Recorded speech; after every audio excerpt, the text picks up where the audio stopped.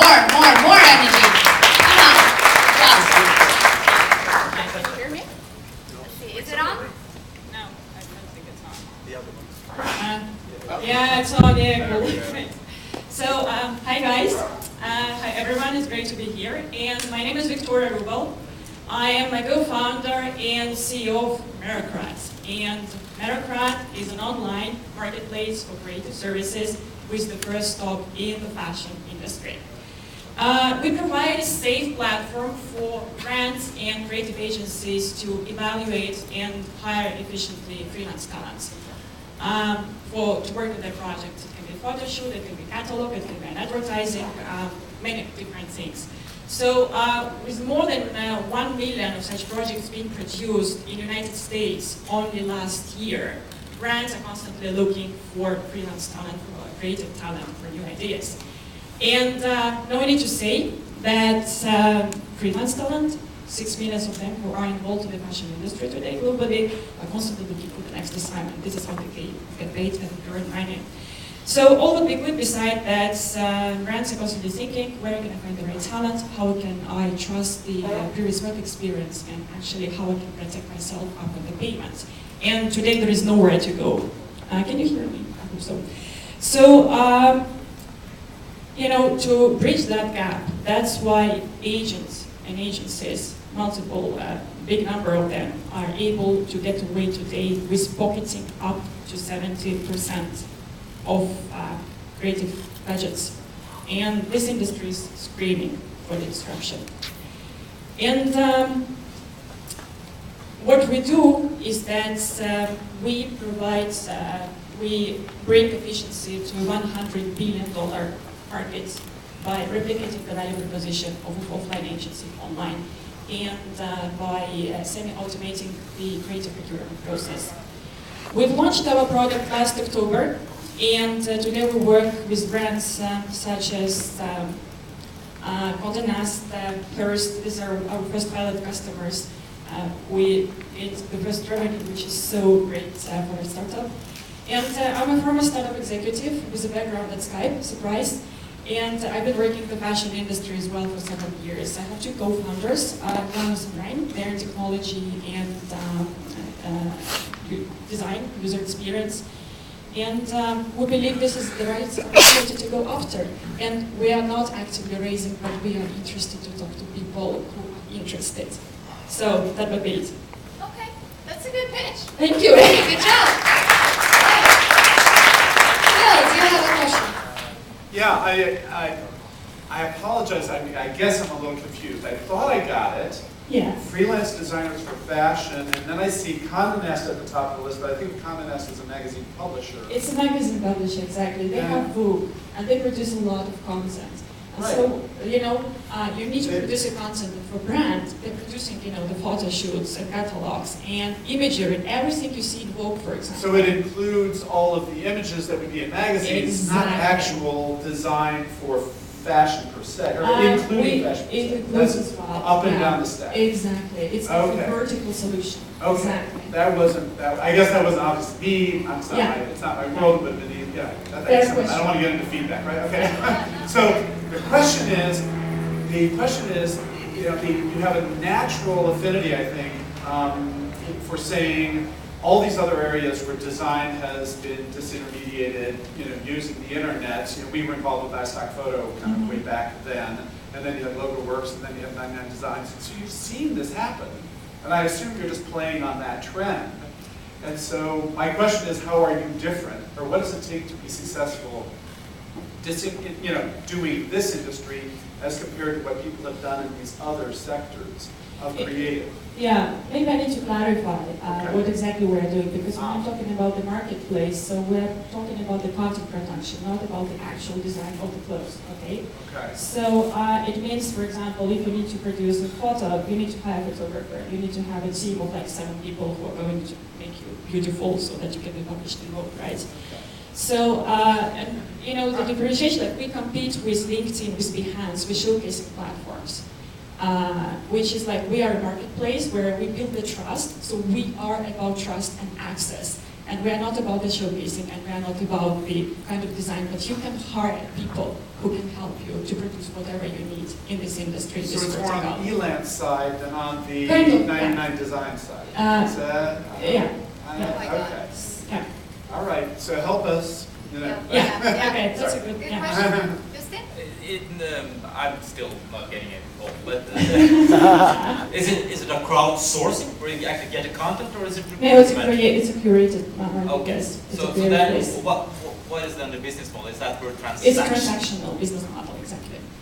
It's a transactional model. We're testing two business models. We're not testing, we've got the transactional one. We also managed to ask for services from businesses when they need some services. So we have kind of two streams of revenue coming in. The transaction is one. And who's the customer paying you? Is that the freelancer, The business, or is business it the client. magazines? The magazines, the brands, fashion brands, for example. It can be Calvin Klein, Hugo Boss, those kind of. We are not targeting the high end. We are going from the mid-tier, but just to give you a feeling that it can be the creative agencies as well. We work with creative agencies because they hire the freelancers as well. Okay. Good. Thanks.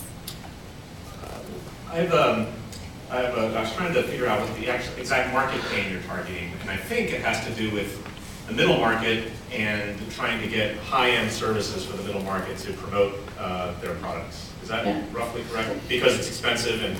It's extremely expensive, yes. I mean, the biggest problem is actually in access today because no one trusts no one, literally, and because no one trusts no one, the only place you can go is to work with like agents and agencies. And I'm talking about talent agencies, and they charge quite a lot. I mean, they take 70% of the budget. I work in the fashion industry myself, and this is where I came with this problem. It's like it's not efficient anymore, and the content is growing. And I mean, we kind of pay anymore like hundreds of thousands of dollars to produce something. We need it more efficiently, and there was no place to go, to be honest. So I guess... Sorry. That's That's right. where you should have started with that. Maybe. Yeah, so we can make that the picture. Yeah, I guess it'd be helpful to get a clear definition of that market pain, because I understand the larger players, they can afford the cost of higher We still can services. afford the cost, but for example, we went to Condé Nast, and it was really surprising that when we ended up there, it was like, oh, this is so great, because we were just thinking, how to make more efficient our book. And they produce over 30,000 images only for one magazine, 12 months, 30,000 images. And it's like, we need to reduce the cost by 30%, but how? And it was surprising to hear they're using, for example, for producing the content, they use Content.ly. And I was like, for big company, they already use the marketplaces. They don't go and pay, all these great journalists, thousands and thousands. They want to be more efficient. So I think, in the end, the high-end and big companies, they will come along as well. Have you thought about switching the business model around from doing a per transaction thing? Because a lot of creatives are not exactly, there's not high margin business, but actually doing it as a service for something like Condé Nast and being almost their in-house crowdsourcing for... Well, we're piloting with them, of course we're considering that. Yeah. So my question is, given that you already have some transactions occurring, what are the biggest problems or issues you've had on shoots at Condé Nast or Zinc have fed back? Has it all gone perfectly today, or have you had real issues in the field? I wouldn't say it's an issue, but what we realized that, we need to be efficient in terms of how much time they spend today on, producing that, and how much time they spend when they go and use those kind of tools. So we need to be faster there as well. It's not only about the money and trust, it's also about the time. So we are working on this as well. This is what we discovered, so we started to work with them. I like a follow-up on that. How do your customers find you? Our customers are finding us. We've been really active, word of mouth, of course. We have the viral inside. We have a really interesting crediting system. I'm not going to go into the detail. If you want to know, after that I can tell you.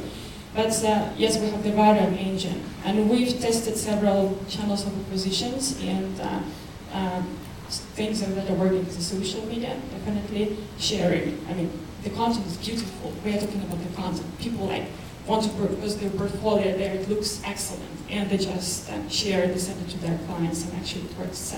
It works well. Wonderful. Yeah. Thank you. All right. So now for the feedback. Yes. Well. You don't all have to give feedback. I'm going to add if there's something. Yeah. So again, you come up and you're starting to tell your story. you do a very good job of exuding authority and confidence that you know your domain. And part of the problem then is you speak, the way that you speak very quickly. And for those of us who don't know your domain, it was hard for me to track exactly where you were going. And so I think for those who are not inside your domain, what you discovered here is some of us, the slower among the team here, sorry, some of us didn't quite get it, and so you need to be a little bit clearer about structuring where you fit in this domain. I was a little surprised that there wasn't more design in your slides.